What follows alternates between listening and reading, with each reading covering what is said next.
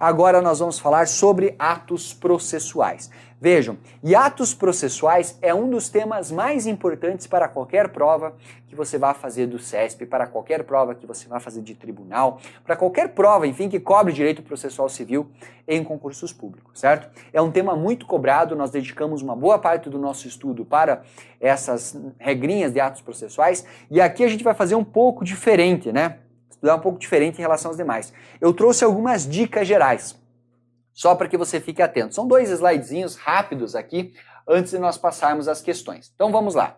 Primeira coisa, cuidado.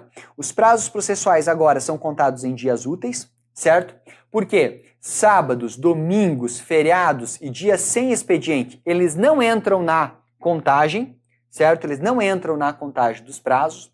Lembrem, quando nós não tivermos o prazo nem definido por lei, né, se não tiver o prazo no NSPC e nem o prazo fixado pelo juiz, ou seja, nem o prazo legal, nem o prazo judicial, nós vamos adotar o quê? Nós vamos adotar o prazo subsidiário de 5 dias. A questão do comparecimento, pessoal, vejam só, o prazo é de 48 horas. Qual que é a ideia aqui? Na tela. Se nós tivermos, por exemplo, uma ação judicial, né, na qual a parte foi intimada como testemunha, ou o réu foi intimado para prestar depoimento, vamos pensar no réu aqui para ficar dentro da regra geral. O réu foi intimado para prestar depoimento, tem que se verificar se foi dado o tempo de 48 horas para que ele possa comparecer. Por exemplo, o réu foi intimado hoje, no dia 1º, ele recebeu a intimação, para ele comparecer a uma audiência amanhã, no dia 2.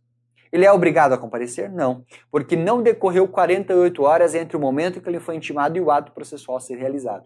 Agora, ele foi intimado no dia 1º para comparecer a uma audiência, para prestar depoimento no dia 4, ele é obrigado? Sim, decorreu mais de 48 horas. Então, cuidado com esse prazo. Na sequência, vamos lá. Ato processual prematuro é válido? Cuidado que isso aqui cai, você vai ver questões do CESP cobrando essa temática. Qual que é a ideia?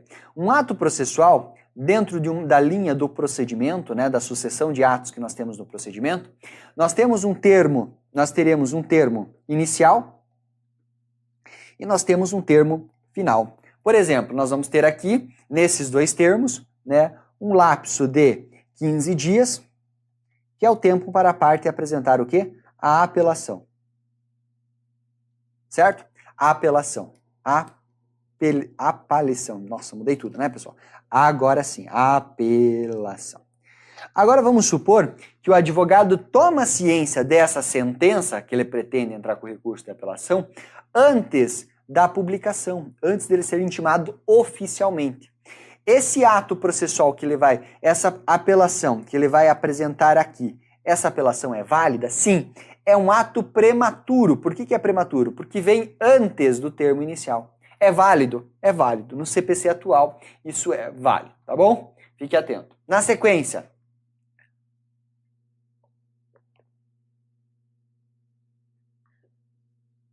cuidado com essas expressões aqui embaixo, pessoal.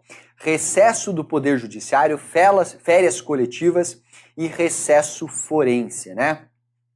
Vejam só, nós temos alguns termos aqui que isso pode gerar um pouco de confusão para você, por isso que eu estou falando. Na verdade, vejam cá na tela. Professor, você falou ali em férias coletivas. Férias coletivas ainda existem? Cuidado, que férias coletivas excepcionalmente ainda vai existir lá no tribunal, nos tribunais superiores ou no STF. Lá nós temos ainda as férias coletivas. E essas férias coletivas serão fixadas de acordo com os seus respectivos regimentos internos. O que eu quero que você não confunda efetivamente é o recesso judiciário com o recesso forense, né? Qual que é a ideia aqui, pessoal? Eu até trouxe os termos aqui, mas pode ficar na tela comigo. Nós temos aquele período de 20 de dezembro a 6 de janeiro, que nós teremos ali um recesso para os servidores. É um período no qual vocês vão trabalhar, quando você estiver lá no seu órgão, você vai trabalhar em regime de plantão. Você trabalha uma semana, folga outra semana, o Poder Judiciário permanece atendendo, mas em regime de plantão. Essa é uma regra que não tem repercussão para prazo processual. O que me preocupa é a questão do recesso judiciário, suspensão dos atos processuais ou até mesmo a denominada férias dos advogados, que é essa aqui do dia 20 de dezembro a 20 de janeiro. Aqui é o seguinte, pessoal, 20 de de dezembro a 6 de janeiro se destina aos servidores. Vou colocar aqui, aos servidores, né? Ou melhor, ao Poder Judiciário. Nós temos aquela atuação em plantão. Aqui, pessoal,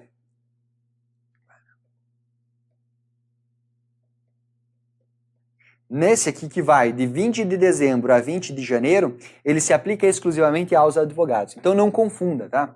O importante é o seguinte, neste período aqui, os prazos processuais, eles são suspensos.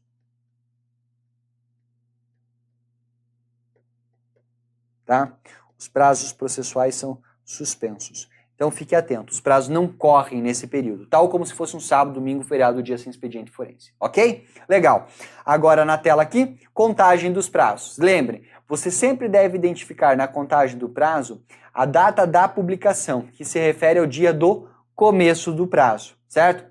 E o início da contagem vai ser o quê? Sempre o dia útil seguinte ao dia que é considerado o começo do prazo, porque o CPC vai nos dizer o quê? Que nós vamos excluir o dia do começo e incluir o dia do final. Legal? Tranquilo. E em relação aos litisconsortes, para nós termos o denominado prazo em dobro, já falamos, não falamos? Advogados distintos, escritórios diferentes, processo tramitando pelo meio físico. Agora sim, vamos resolver questões de prova. Vamos lá. De acordo com a legislação processual civil, o juiz poderá determinar a dilação de prazo processual antes de encerrado o prazo regular, a fim de conferir maior efetividade ao processo, à tutela do direito. Tá? Certíssima, né, essa assertiva. O artigo 139, inciso 6 do NCPC, ele afirma que o juiz terá a possibilidade de dilatar prazos processuais. Vejam só, dilatar prazos processuais é alterar a ordem de produção dos meios de prova, adequando às necessidades do conflito, de modo a conferir maior efetividade à tutela do direito. E em relação ao parágrafo único, nós temos ainda o seguinte, que a dilação de prazos previstas nesse inciso 6º, que é o que fala da dilação, ela somente pode ser determinada antes de encerrado o prazo. O juiz pode dilatar o prazo, mas não depois que ele termina, porque terminou, houve a operação da preclusão temporal no caso, certo? E não pode mais. Mas antes de operar a preclusão, nós temos a possibilidade de dilação do prazo sim, certo? Portanto, está correta essa assertiva, ok? E aqui, pessoal, é importante eu dizer o seguinte, nós temos ainda referência dentro do CPC aos chamados prazos peremptórios. E eu gostaria que você ficasse atento em relação a isso, por quê? Hoje não faz muito mais sentido se falar em prazos peremptórios. Se cair uma questão de prova falando sobre prazos peremptórios, você tem que verificar ela com atenção. Por quê? Porque a regra é que todos os prazos processuais civis possam ser flexibilizados. Nós temos hoje, pessoal, a possibilidade, por exemplo, de negócio jurídico processual, nós temos a possibilidade também a possibilidade de calendário procedimental. Seriam formas nas quais nós podemos flexibilizar o procedimento. Em razão disso, o entendimento que tem se desenvolvido na doutrina é no seguinte sentido, que nós não poderíamos mais falar em prazos peremptórios. Só que cuidado, se a questão cobrar, e eu acabei olhando aqui rápido para vocês, o artigo 222, parágrafo 1º, marque como correto. O que diz esse dispositivo? Deixa eu anotar ele na tela. Esse dispositivo, né, o artigo, é aqui embaixo. Vou colocar aqui, depois eu apago porque não diz respeito a esse conteúdo. É só um aprofundamento aqui. O artigo 212, parágrafo 1º, diz o seguinte, que ao juiz é vedado reduzir prazos peremptórios sem anuência das partes. Né? Vejam, primeiro que ele não está dizendo ali, esse dispositivo, que o juiz não poderá flexibilizar, o juiz não poderá reduzir prazos peremptórios em quaisquer circunstâncias. Por quê? Porque se ele tiver anuência das partes, ele poderia. Até aí tudo bem. E além disso, prazo peremptório não é um termo legal, embora ainda se fale em prazos peremptórios, mas você na tua prova vai ficar atento, porque se eventualmente, e é o tipo de questão que o CESP pode fazer, se eventualmente o CESP fizer referência à possibilidade de flexibilização dos prazos processuais, você deve marcar que essa flexibilização ela é possível sim, tá bom? Na tela, portanto, assertiva correta, vamos seguir. Mais uma lá. Na função de fiscal da ordem jurídica, é garantido ao MP ser intimado de todos os atos processuais. Tá certo isso? Sim, tá certo sim. Ele será intimado dos atos processuais. Bem como ter vista dos autos em concomitância com o réu? Não, pessoal, não é em concomitância, é depois. Portanto, essa assertiva aqui, ela está furada, ok? Avançando. Vamos lá, na sequência, né? Nós temos o seguinte: é defeso ao juiz eximir-se de sentenciar, né? Olhem só a questãozinha, eximir-se de sentenciar ou despachar, alegando lacuna ou obscuridade de lei. Isso mesmo, artigo, né?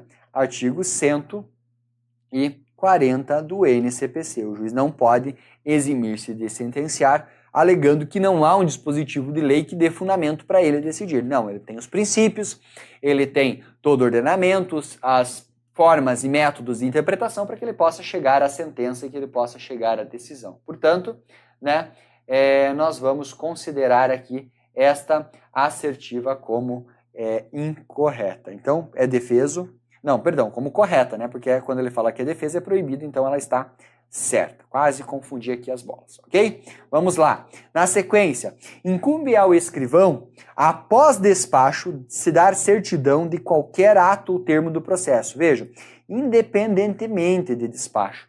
O artigo 152 fala que o servidor, você, futuro servidor da justiça, por exemplo, eleitoral, se for da Justiça do Trabalho, concurso do tribunal que você passar, você poderá dar certidões independentemente, né, independentemente de despacho. Portanto, aqui sim está incorreta a nossa assertiva, ok? Vamos prosseguir? Vamos lá. Temos mais assertivas para nós aqui.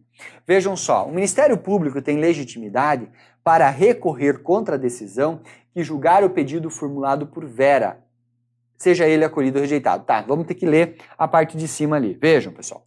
Considerando que Vera e João são casados há mais de 15 anos e que, em função de uma doença mental de João, Vera propõe uma ação de interdição e curatela.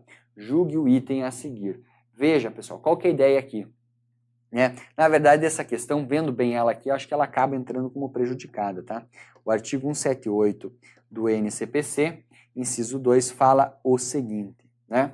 Vejam só aqui comigo. Agora eu fiquei até com um pouco em dúvida porque nós temos um outro quesinho aqui.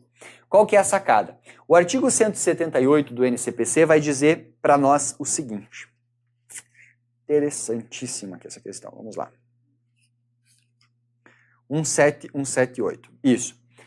Olha só, o Ministério Público será intimado para, no prazo de 30 dias, intervir como fiscal da ordem jurídica nas hipóteses previstas na lei ou na Constituição Federal e nos processos que envolverem interesse público ou social, interesse de incapaz e litígios coletivos pela posse de terra rural ou urbana. Vejam, se nós considerássemos que João fosse incapaz, nós teríamos ali a atuação do MP como fiscal da ordem jurídica. Só que cuidado. Né? Pela lei,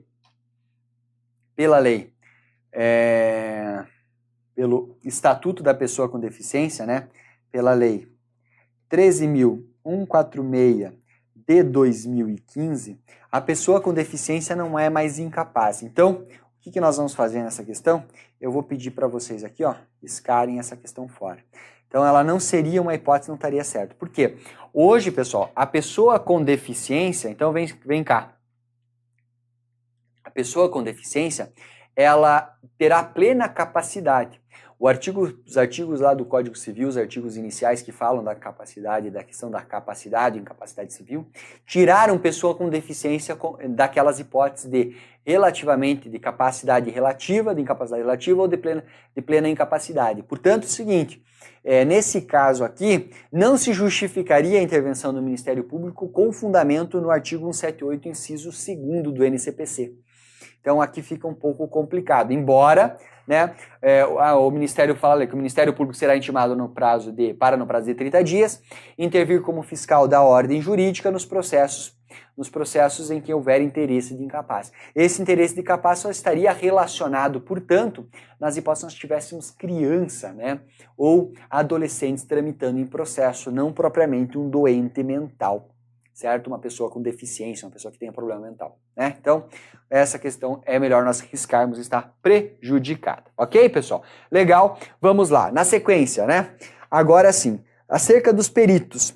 Não cabe ao perito emitir opiniões acerca de questões jurídicas. Sua atuação deve se limitar às questões de fato, sob uma perspectiva técnica. Isso mesmo, o perito não vai falar sobre questões jurídicas. Quem fala sobre questões jurídicas, pessoal, é o juiz e são as partes. Então, tá correta essa assertiva. Vamos progredir. Vamos lá. Na sequência, pessoal, vejam o que nós temos aqui. Vejam aqui o que nós temos. Questão do MPU. Perito e assistente se distingue pelos interesses que defendem em juízo. O perito deve ser neutro e tem por objeto esclarecer o juízo, ao passo que assistente é auxiliar da parte, que age para garantir o amplo contraditório. Tá certíssimo isso aqui, pessoal. Tá certíssimo isso aqui. E eu gostaria muito que você entendesse a diferença. Vejam só. Quando você tem a necessidade de produzir uma prova técnica no processo, por exemplo, uma perícia grafotécnica, para saber se a assinatura está certa, se é mesmo da pessoa que assinou, ou uma perícia em um documento para ver se ele é um original ou se ele foi falsificado. Essas perícias, elas são realizadas por um expert, por uma pessoa que tem ali a prerrogativa de analisar. Pense, por exemplo, a análise lá dos áudios do processo, que envolve o Temer, envolve aquelas gravações feitas lá pelo Joesley e tal. Se entrar no mérito, aquele material deve ser analisado por um perito. E esse perito do juiz, quando o processo estiver tramitando, ele irá fazer essa avaliação para verificar se está correto. Ao passo que o juiz nomeia um perito que é um agente imparcial, ele está ali atuando no interesse da justiça, nós também teremos a designação e podemos designar as partes, podem indicar assistentes técnicos. Por quê?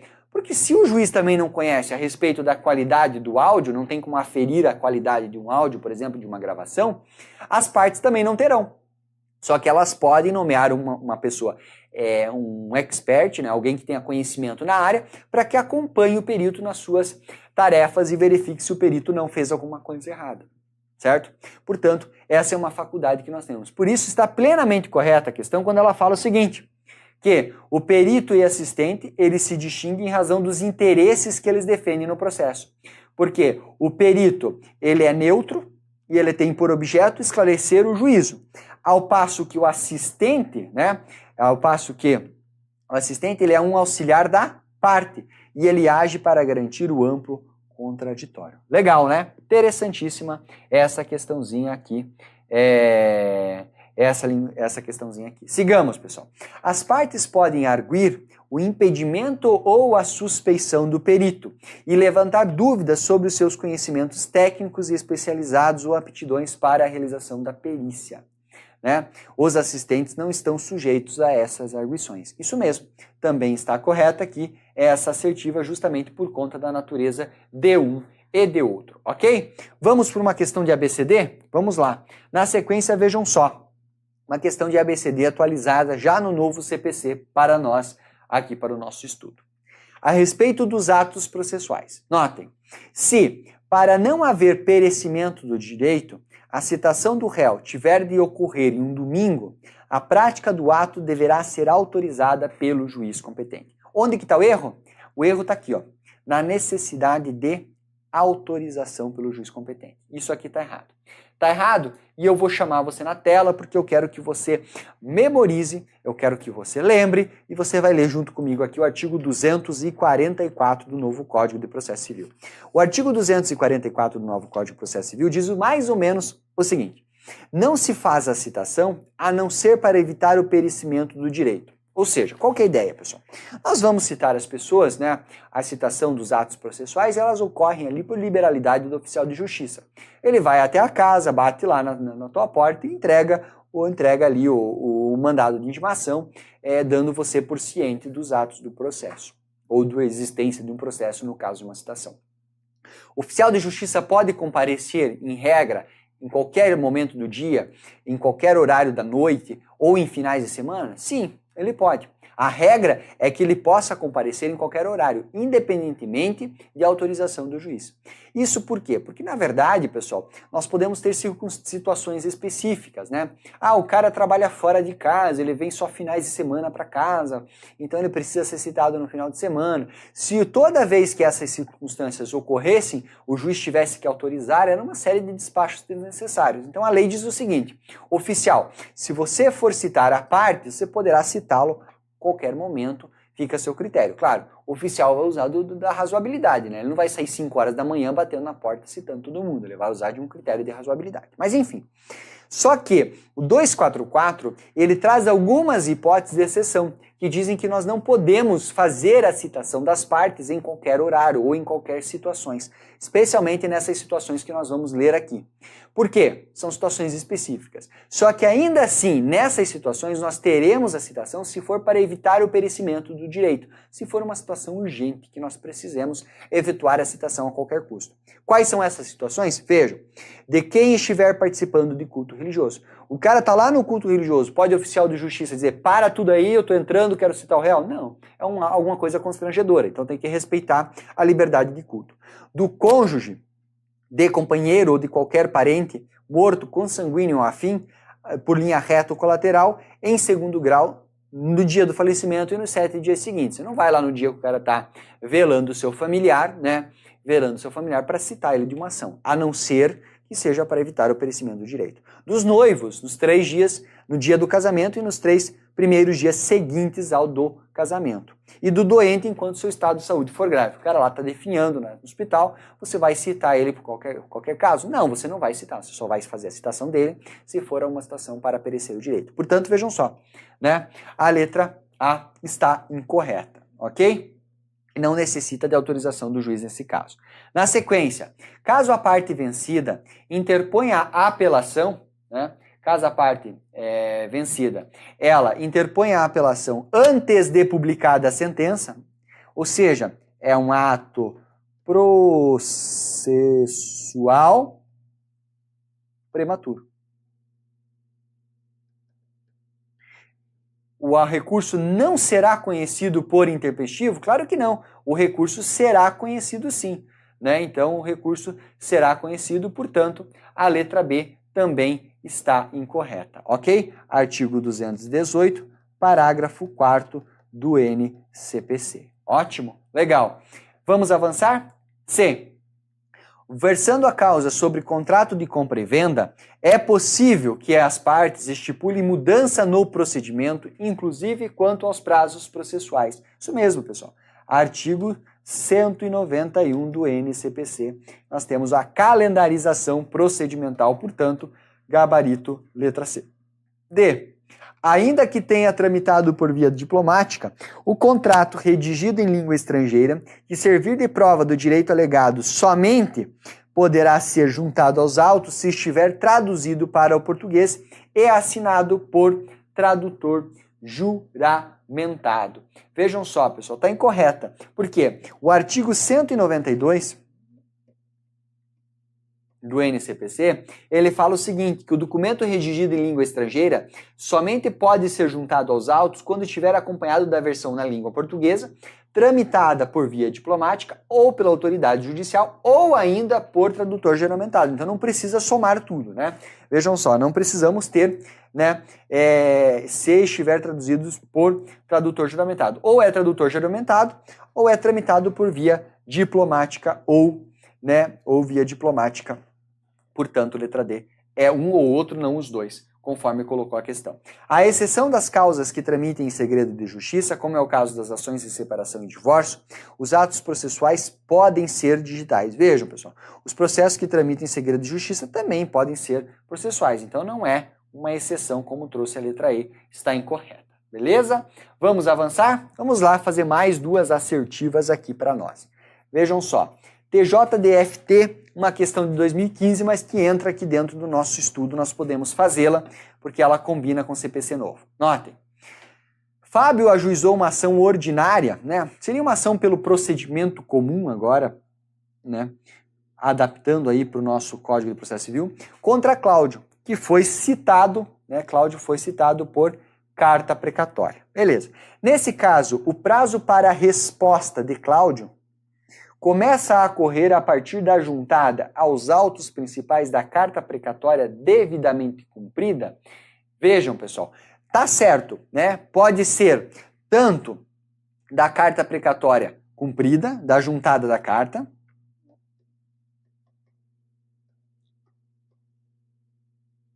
tanto da juntada da carta, ou, né, ou da comunicação de cumprimento. Porque o juízo deprecado, ele poderá determinar a devolução da carta precatória, ou ele pode desde já informar, nós vamos devolver a carta precatória, mas já está cumprido, o cara já foi citado. A partir do momento que juntou essa informação dos autos, começa a correr o prazo para a defesa. Portanto, nesse caso aqui, vamos considerar, a questão não assertiva não está completa? Não, ela não está de tudo completa, mas a afirmação ali não está errada, certo? Portanto, vamos considerá-la como correta. E a próxima assertiva, vejam, existe prazo em dobro para a interposição do recurso com litisconsortes com diferentes procuradores, ainda que diante de determinada decisão do processo, apenas um dos litisconsortes possui interesse em recorrer da situação concreta. Tá tudo errado, né, pessoal? Porque se um deles apenas tiver interesse, nós teremos o prazo simples de toda forma. E além disso, além de diferentes procuradores, nós temos o quê? Nós temos que ter diferente escritório, né? E nós temos que ter o quê? Autos físicos. Se forem autos digitais, lembra que não tem o prazo em dobro. Portanto, essa assertiva aqui, ela está plenamente incorreta, ok? Avançando, vamos de novo para uma questão de assertiva, uma questão de alternativas. Lá no TRE, Rio Grande do Sul. Notem, adaptamos essa questão, tá? Vejam só. Consoante o Código de Processo Civil, os atos processuais realizar-se-ão nos prazos prescritos em lei, sob pena de preclusão. Dessa forma, os prazos têm a finalidade de impulsionar a marcha processual para se efetivar a jurisdição. No que se refere ao prazo processual, assinale a opção correta, ok? Vamos lá. Letra A. Segundo o entendimento do STF, não se conta o prazo em dobro para recorrer quando um só dos litisconsortes estiver sucumbido. Tá certo? Tá certo. Ah, professor, mas hoje não tem um dispositivo no CPC que fala isso? Sim, tem o dispositivo no CPC. Mas também, né? Mas também nós temos lá artigo, vejam só, é o artigo 229 do NCPC. Mas nós também temos a súmula STF, número, deixa eu só ver se eu acho aqui rapidamente, 641, isso mesmo, súmula 641. Portanto, vejam só, a letra A já está correta aqui e é o gabarito da nossa questão. Letra B, ao juiz é permitido reduzir os prazos peremptórios sem anuência das partes? Não é, pessoal, ao juiz é vedado. Ao juiz é vedado. É a regrinha, lembra que eu falei para vocês, lá da questão dos prazos peremptórios, nós temos a vedação. Precisa do quê? Sempre da anuência das partes. Lembrando que, né, essa palavrinha aqui, ela não é de todo correta. Ela poderia ser formulada muito bem. Ao juiz é vedado reduzir prazos sem anuência das partes. Estaria correta daí. Portanto, letra B não pode. C. Segundo o CPC, não havendo preceito legal, nem a assinalação do juiz, será de 10 dias o prazo? Não, o prazo subsidiário, é de 5 dias. D. A superveniência de férias ou feriado interrompe o curso do prazo? Não, pessoal, suspende. Qual que é a diferença de interrupção para suspensão? Quando nós temos a suspensão, nós temos o congelamento do prazo. Você está vindo lá, segunda-feira, 1, terça, 2, quarta, 3, quinta, 4, sexta, quinto dia do prazo. Sábado e domingo eu pulo, eu congelo a contagem. E daí volto a contar. Segunda-feira, 6, terça-feira, 7 e assim sucessivamente. Você congela. Se fosse interrupção, quando nós chegássemos, por exemplo, em férias ou feriado, nós teríamos o recomeço do prazo. Então chegou lá, vamos supor que o prazo 15 de novembro. feriado, proclamação da República. Dia 14 foi o primeiro dia do prazo.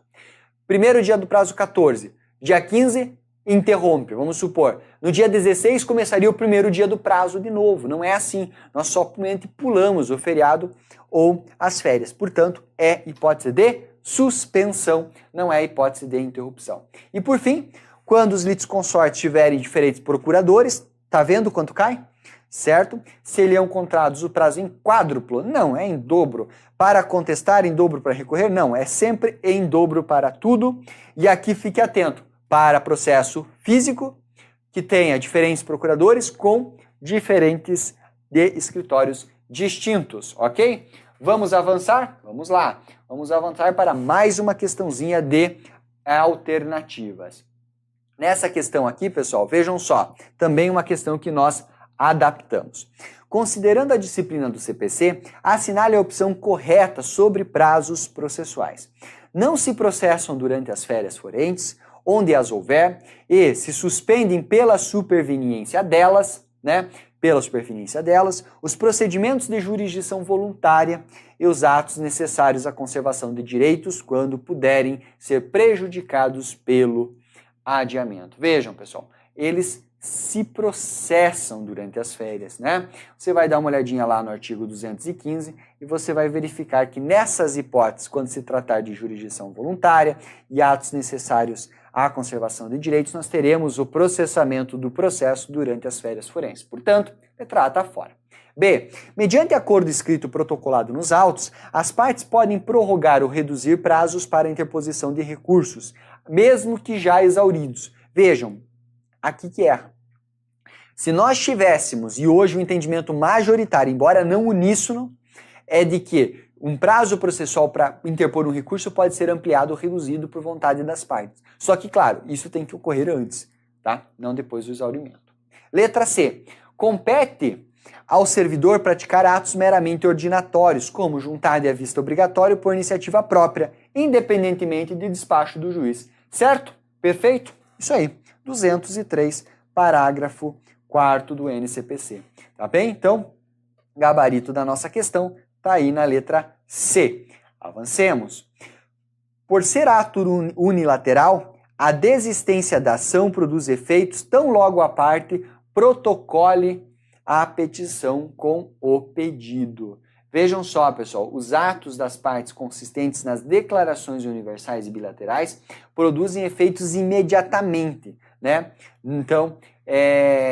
Então a letra B está errada, fundamento lá no artigo 200 do NCPC, ok? E por fim a letra E, vejam só, em casos excepcionais, a critério do oficial de justiça, a citação de penhora podem ser realizadas nos domingos e feriados, né?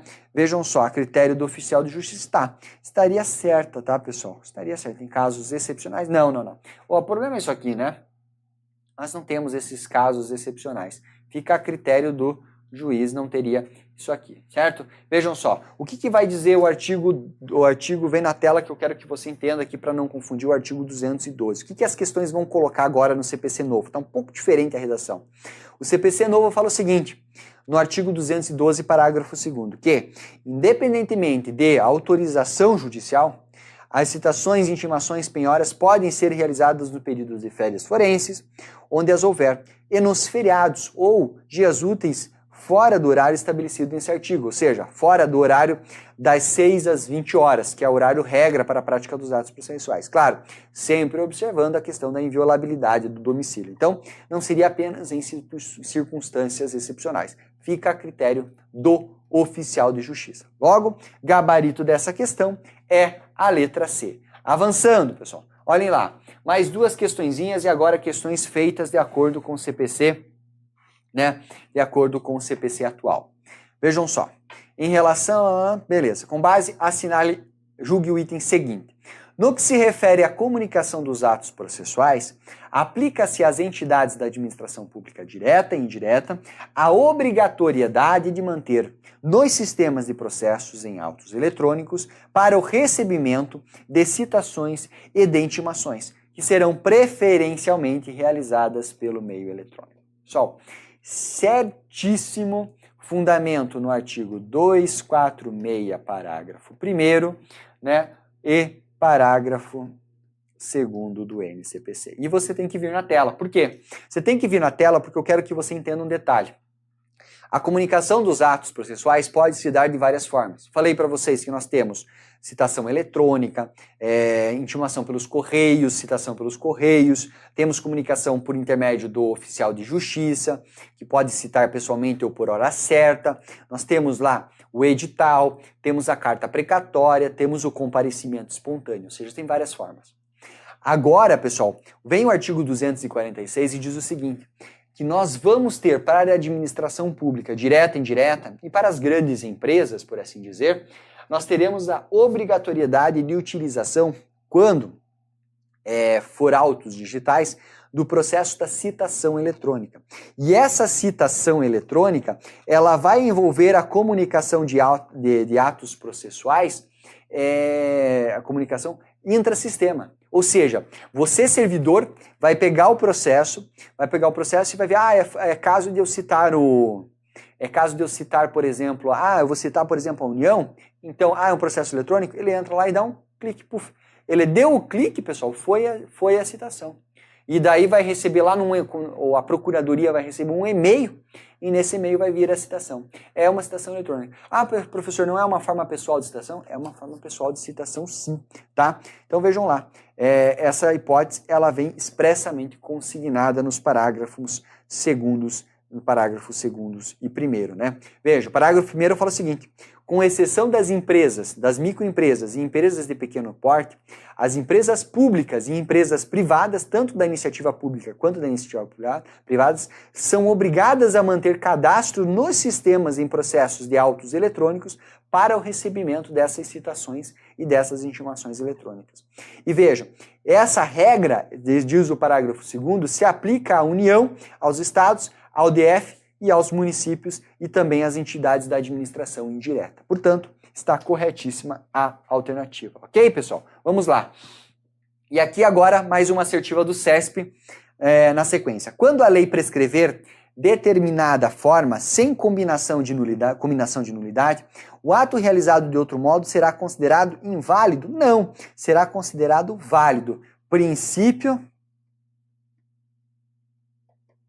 da instrumentalidade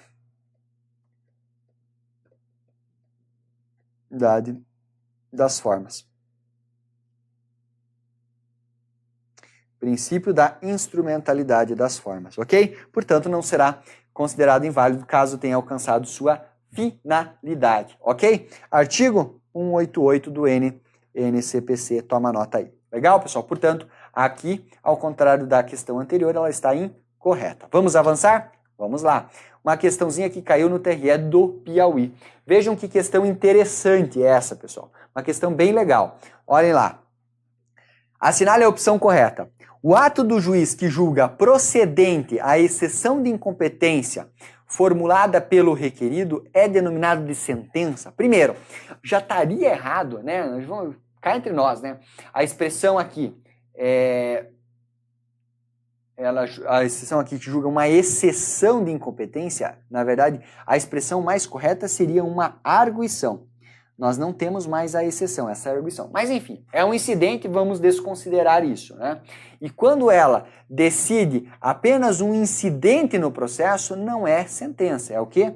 É uma decisão interlocutória. Tá bem? Então a letra A está fora, a letra A está incorreta. Artigo 203, parágrafo 1º do NCPC, tá bom? E vem na tela aqui, pessoal, porque eu quero que vocês vejam só. Dentro dos pronunciamentos do juiz, o juiz pratica uma série de atos. O que eu quero que você entenda? O juiz ele vai conduzir a audiência, ele vai dar sentenças, ele vai dar despachos, ele vai exercer o poder de polícia se alguém estiver tumultuando a audiência, ele vai mandar o camarada, vai convidar o cara a se retirar da audiência, enfim, ele exerce uma série de atos. Dentro desses atos, ele pratica pronunciamentos judiciais. E os pronunciamentos judiciais podem ser despachos, decisões interlocutórias ou sentenças. Os despachos são os atos sem caráter decisório. As decisões interlocutórias são quando o juiz vai decidir algum incidente no processo sem resolver o processo por si só inteiro, né? Vai decidir sobre, por exemplo, a questão da arguição de incompetência. E a sentença é quando o juiz decide a fase de conhecimento, ou quando ele extingue a execução, ou ainda quando ele finalizar, terminar um processo de procedimento previsto lá dos procedimentos especiais. Portanto, né, aqui nós temos uma hipótese que está incorreta, porque esse pronunciamento está sujeito a uma decisão interlocutória. Vejam só, na sequência, B, havendo autorização judicial expressa, qualquer ato processual poderá ser realizado fora do expediente forense ou em dias úteis. Não, pessoal, não precisa de autorização. Nós acabamos de ler lá com vocês o artigo 212, parágrafo 2º do NCPC, e ele fala que não é necessária essa autorização. Letra B está fora. Sigamos. Letra C. Caso o requerido se encontre fora da sede do juízo, em outro estado da federação, a citação pelo correio deve ser realizada por carta precatória? Não, pessoal. A citação pelo correio ela é feita em qualquer lugar do país. Professor, mas em que circunstâncias, então, nós vamos utilizar essa carta precatória?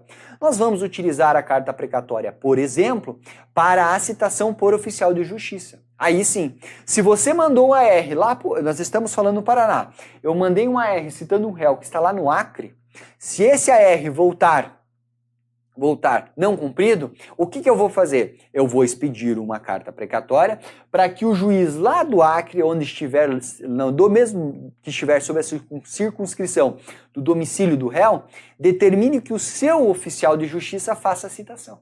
Aí eu mando uma carta precatória, eu sou o juízo deprecante, o juiz lá do Acre é o deprecado, recebe a carta precatória, manda o seu oficial, o oficial cumpre, junta a carta precatória nos autos e devolve para mim, certo? Legal. Portanto, nesse caso aqui dos Correios, não é caso de nós utilizarmos não a carta precatória, ok?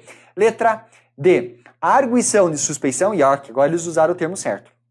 A arguição de suspeição e impedimento provoca a suspensão do curso do processo, mas a arguição de incompetência só a provoca em caso de interposição de recurso contra a decisão que julga tal incidente. Olha, pessoal, o artigo 64 fala que a alegação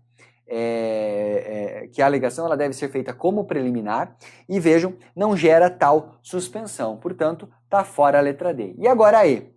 Nas citações realizadas por oficial de justiça, a falta da contrafé, ou seja, a cópia da petição inicial, quando não for entregue, né, junto com o mandado de citação, não vicia o ato processual, nem provoca a nulidade do processo se o réu apresentar a contestação no prazo legal e não alegar esse defeito processual. É isso mesmo, né? Veja, a regra manda que o oficial de justiça entregue a contrafé, que o oficial de justiça compareça lá e entregue a cópia, né, da contestação da petição inicial para o réu.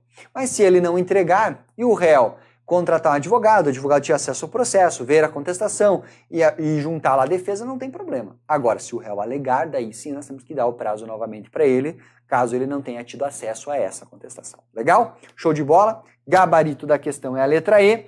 Vamos pular para frente para resolver mais uma questãozinha de prova aqui, pessoal. Vejam só.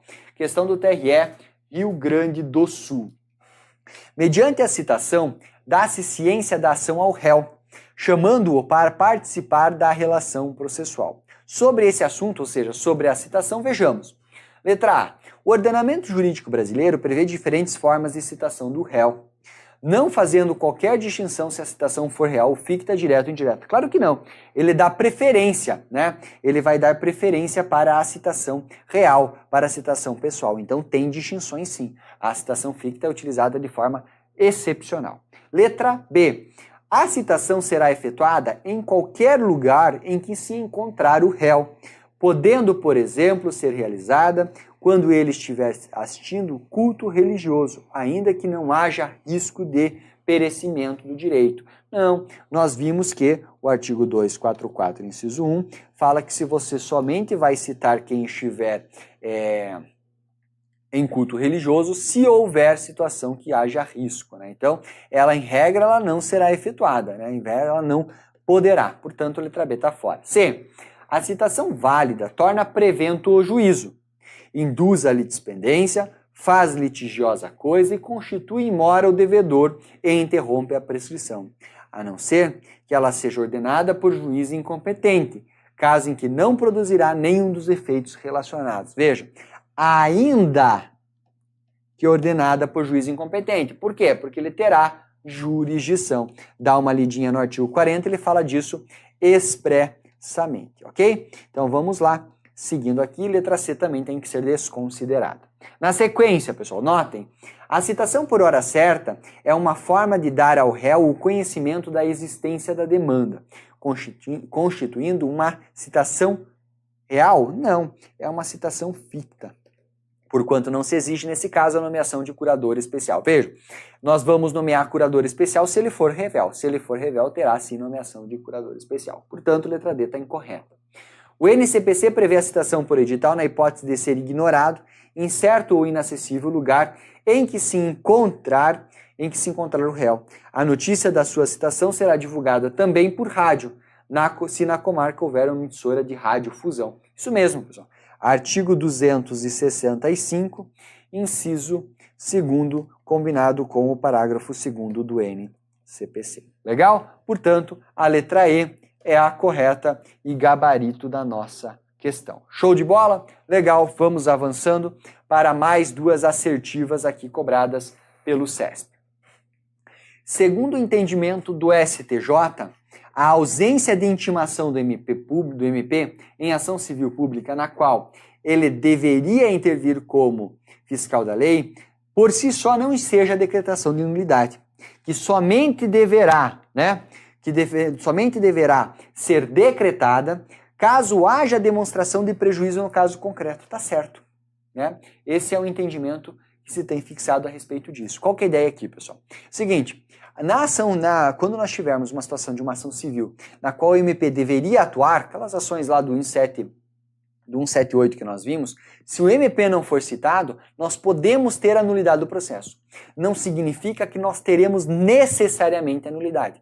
Nós vamos decretar a nulidade do processo se o MP arguir. Porque pode ser que o MP olhe para o processo e diga, tá, eu até deveria ter participado. Mas nesse caso aqui, a sentença tá legal, eu acho que não houve violação à ordem jurídica, tá tudo perfeito, vou deixar tocar. Beleza, deixa tocar. Portanto, certíssima essa assertiva, ok? Vamos lá, pessoal.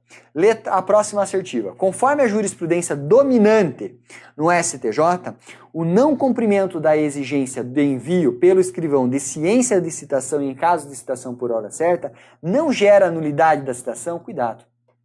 Gera, tá? Gera nulidade da citação. E agora, pessoal, essa é uma matéria que não é só jurisprudencial. Hoje nós temos o artigo 254 tratando disso de forma correta, de forma expressa, né?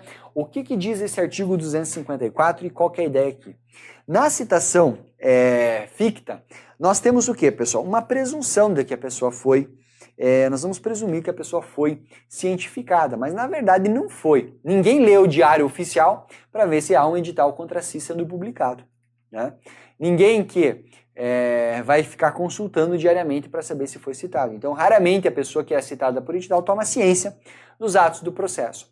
Até mesmo para que possamos evitar arguições de nulidade, o que nós vamos fazer? Por exemplo, o autor foi lá e fez a petição inicial e indicou que o réu reside na rua X, número 5, bairro tal, CEP tal. Foi lá, mandou a R, o R voltou dizendo que não tinha ninguém no endereço, com aquela informação de ausente. Mandou o oficial de justiça foi lá, ele viu que o mato já está alto, que a casa está com cara de casa abandonada, que não mora ninguém, falou com os vizinhos dizem que não sabem mais onde está a pessoa. O que o oficial vai fazer? Ele vai informar isso ao juiz e o juiz vai determinar, o juiz não, a parte vai requerer a citação por edital. Vai ser feita a citação por edital. Depois que nós temos a citação por edital, a escrivania, o cartório lá da vara vai fazer o quê? Vai mandar uma comunicação para casa, para aquele endereço, uma R dizendo que ele foi citado por edital. E o artigo 254 fala disso expressamente, diz que é necessário envio. Vejam, feita a citação com hora certa, né? O escrivão, ela se aplica aqui para a citação com hora certa. Então, o escrivão ou chefe de secretaria enviará ao réu executado o interessado no prazo de 10 dias, contado da juntada do mandado aos autos, carta, telegrama ou correspondência eletrônica dando ciência, dizendo, ó, nós tentamos fazer a citação, não conseguimos, portanto, você foi citado fictamente, ok? Portanto, vejam só, essa assertiva está incorreta, tá? Vejam só para esclarecer um detalhe aqui, né? Citação ficta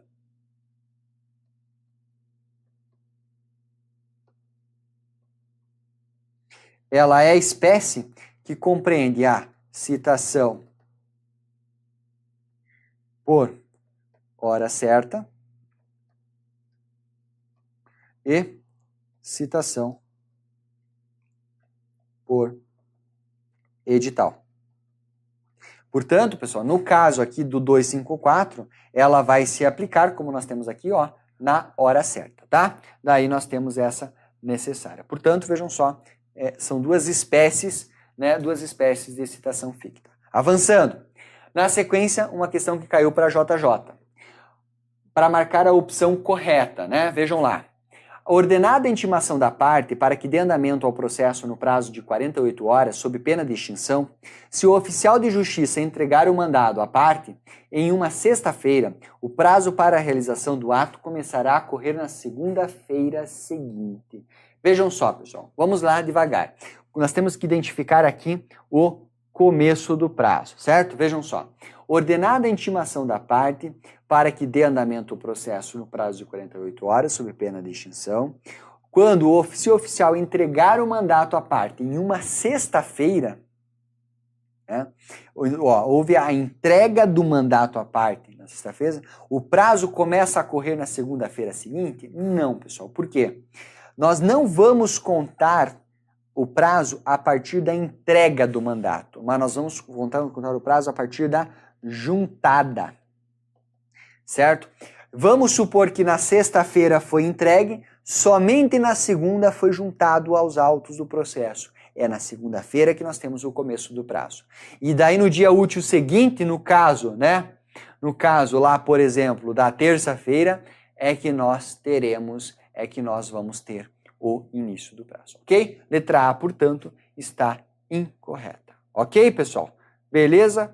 Vamos lá. Na sequência, os autos do processo que tramitam em segredo de justiça poderão ser consultados por terceiros, desde que demonstre interesse jurídico na causa. Vejam, pessoal, ele não é consultado, né? O erro está aqui, ele poderá requerer certidão.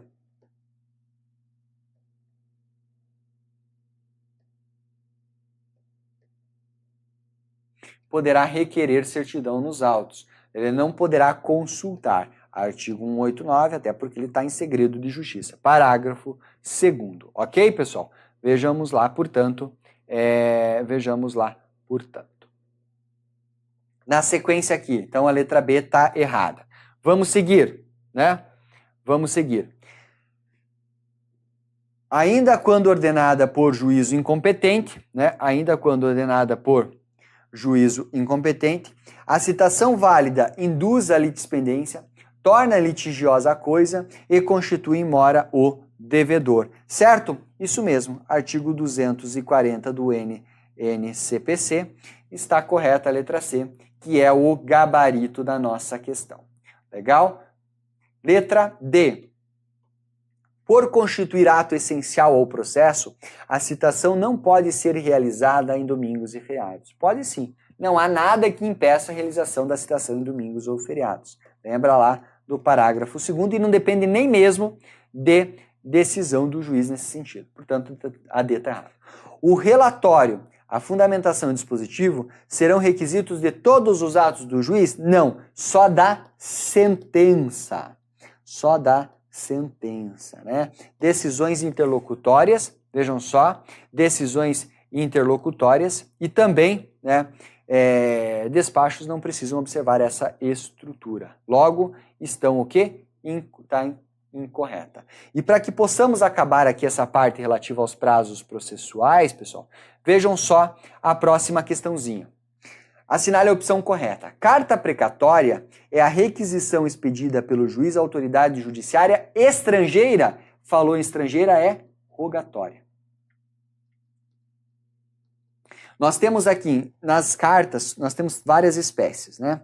Nós teremos a carta precatória, nós teremos a carta de ordem, nós teremos a carta rogatória e nós teremos a carta arbitral.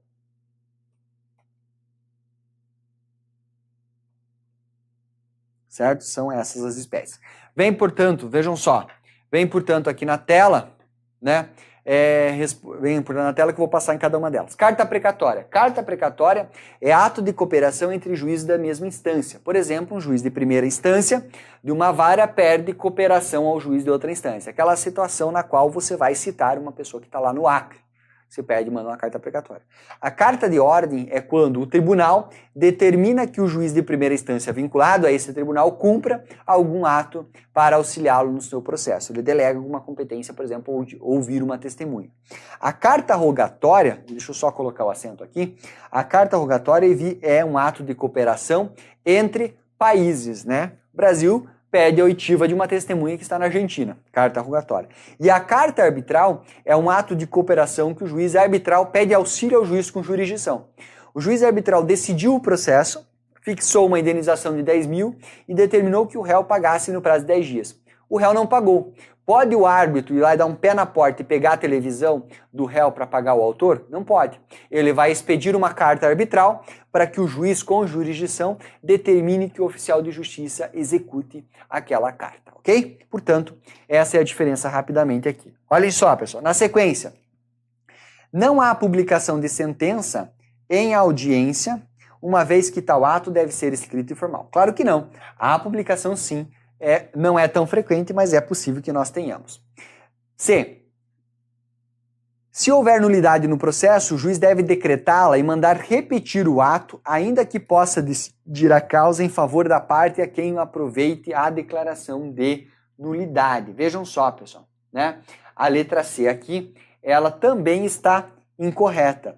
Vejam, se houver nulidade no processo, ele não deve declarar e mandar repetir, se ele já sabe que vai decidir o processo em favor da parte. Não, ele ignora o erro processual e dá a sentença de improcedência. Portanto, a letra C está fora. Letra D. A intimação do réu para apresentar a defesa pode ser feita pelos correios. Vejam só, pessoal. Na verdade, é o seguinte, né? Essa questão aqui, lá em 2014, foi dada como errado, ela estaria correta, porque hoje a intimação do réu para apresentar a sua defesa pode sim ser feita pelos correios. Não há nenhum problema não para que nós tenhamos essa citação, essa intimação feita pelos correios. Só que, claro, que fique bem claro para você que dentro do procedimento comum, nós temos várias formas de intimar para contestar. Professor, você não cita para contestar? Lá no CPC de 73, sim. No CPC de 2015, não. Nós vamos citar o réu para comparecer à audiência de conciliação e mediação, de mediação e conciliação. Daí desse ato, o réu sairá intimado para apresentar a contestação. Mas nós temos alguns processos que envolvem direitos indisponíveis, né? Por exemplo, aquele direito à saúde, uma ação que envolve o direito à saúde, que nós não teremos, né? Nós não teremos aqui mais nós não teremos a realização dessa audiência de mediação e conciliação. Daí, nesse caso, nós citamos para contestar, tá? Então, de toda forma, essa letra D aqui, ela não estaria correta. Embora a regra é que nós tenhamos a intimação para a parte seja intimada para que apresente a sua defesa, ela é intimada na própria audiência ou ela já fica intimada quando ela peticionar dizendo que ela não quer ir para a audiência de conciliação e mediação. Então não seria enviada pelos correios e nesse aspecto a letra D estaria incorreta, ok? Na verdade, digo para você o seguinte, que essa letra D, ela acabaria ficando aqui ela não guarda coerência, por assim dizer, com o com o nosso CPC de 2015, tá bom? E agora vejam a letra E. Havendo 2 réus, o prazo para a defesa corre a partir da juntada dos autos do último AR ou do mandado cumprido. Né? Vejam só, quando nós tivermos mais de um réu, nós vamos considerar justamente isso, é o que nós temos no artigo 231, parágrafo 1º do NCPC, tá bom? Portanto, a letra E é a correta e gabarito aqui da nossa questão, tá? Mas, de toda forma, você tem que considerar que essa questãozinha foi feita em 2014 e ela pode gerar um pouco... Ela até se adapta, mas essa de letra D fica meio estranha nela, por isso a gente desconsidera, até porque a letra E está melhor redigida. Legal, pessoal? Perfeito. Então, agora, nós concluímos aqui o estudo da parte relativa aos atos processuais. Nós temos ainda 2 outros temas. Nós vamos tratar, pelo menos, da parte de tutela provisória. Legal, pessoal?